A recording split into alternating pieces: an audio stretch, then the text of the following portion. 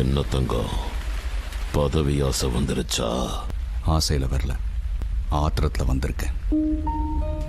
அரசாங்கத்தை ஏமாத்துறேன், பொறுமை இருந்தேன். அரை வயிறு சோறு குழைக்கிற விவசாயிகளோட வயத்தில் அடிக்க ஆரம்பிச்சிட்டேன்.